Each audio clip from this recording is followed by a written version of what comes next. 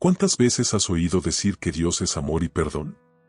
La mayoría de las personas creen que Él siempre estará dispuesto a perdonarnos, sin importar nuestros errores. Pero, ¿es realmente así?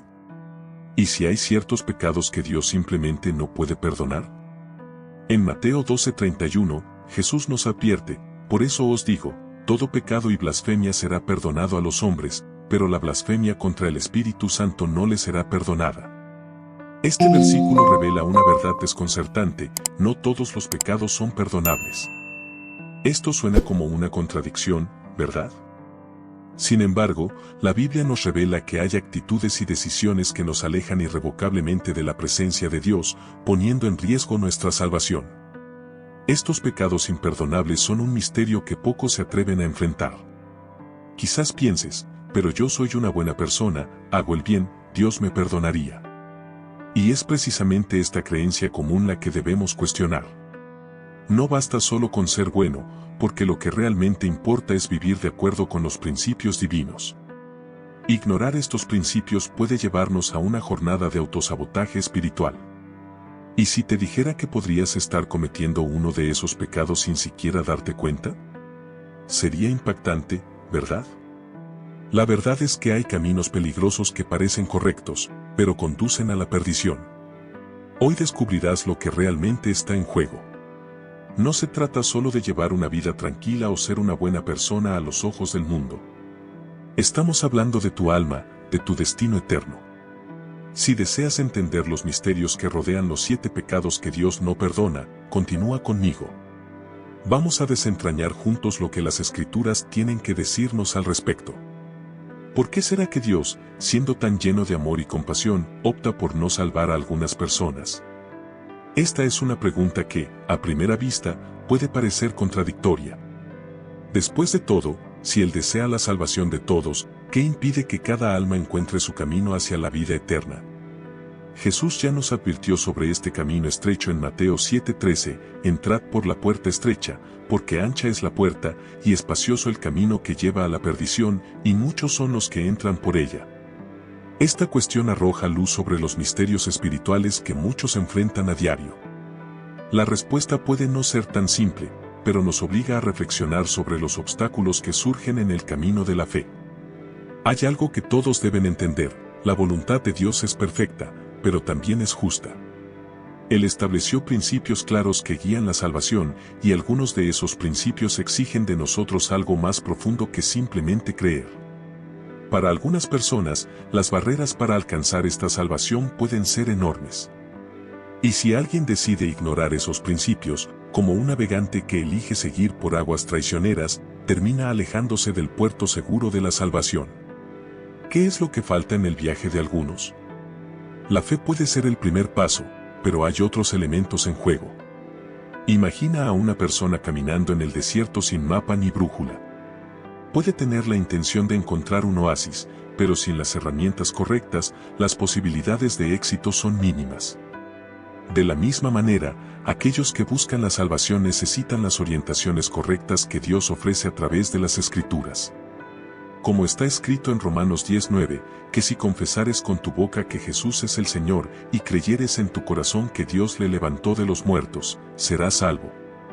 La confesión y la fe son partes esenciales de este proceso, pero ¿por qué no todos logran seguirlas? ¿Estamos listos para entender esas barreras? ¿O seguimos ignorando las señales? No es solo la voluntad de Dios lo que está en juego, sino también nuestra disposición a seguir sus caminos. Y así, podemos preguntarnos: si Dios quiere salvar a todos, ¿por qué algunos siguen estando lejos? Aquí comenzamos a tocar algo más profundo: existen criterios que no todos están dispuestos a seguir. Dios desea la salvación de todos, eso es indiscutible. El apóstol Pedro ya lo afirmaba en 2 Pedro 3:9: el Señor no retarda su promesa, aunque algunos la tengan por tardanza, sino que es paciente para con nosotros, no queriendo que ninguno perezca, sino que todos procedan al arrepentimiento. Sin embargo, aun con este deseo tan claro, existen barreras que muchos ponen en su propio camino. La voluntad de Dios es perfecta, pero Él no compromete su justicia, y eso significa que hay condiciones para alcanzar la salvación. Esas barreras no son impuestas por Dios arbitrariamente, sino que son el resultado de las elecciones humanas.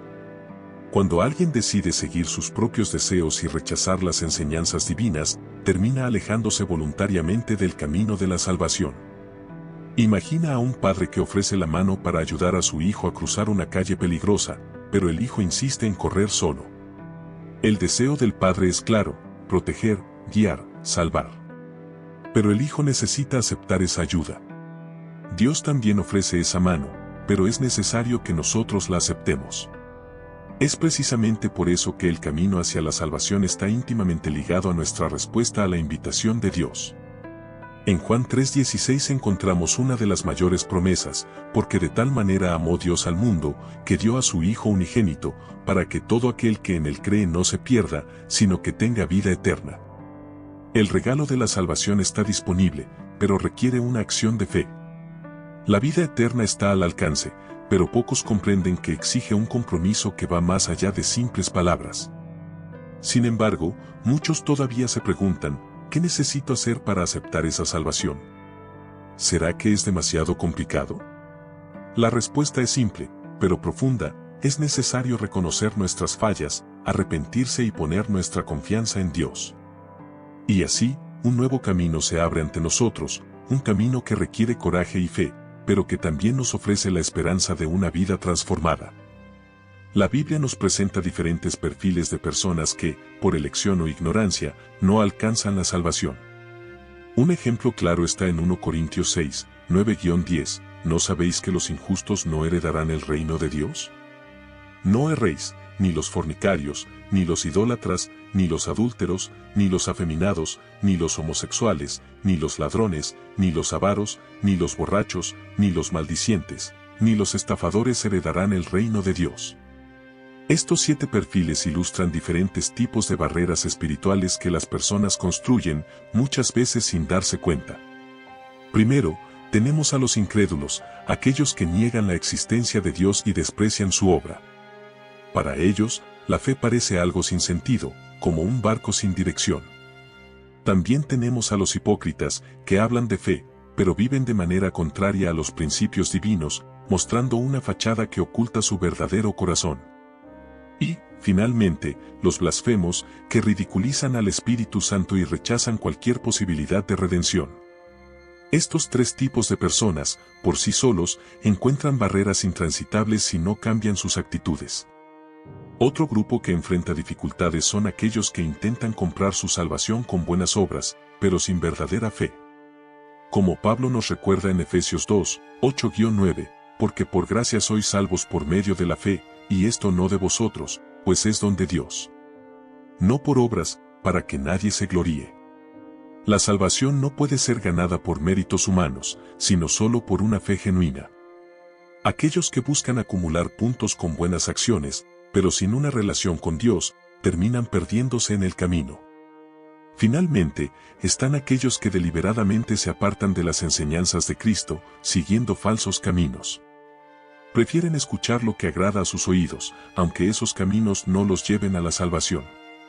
Estas personas están atrapadas en una peligrosa ilusión, creyendo que pueden definir sus propias reglas para la vida eterna, sin darse cuenta de que están lejos de la verdad divina. Y entonces surge la pregunta: ¿hay todavía esperanza para estos perfiles?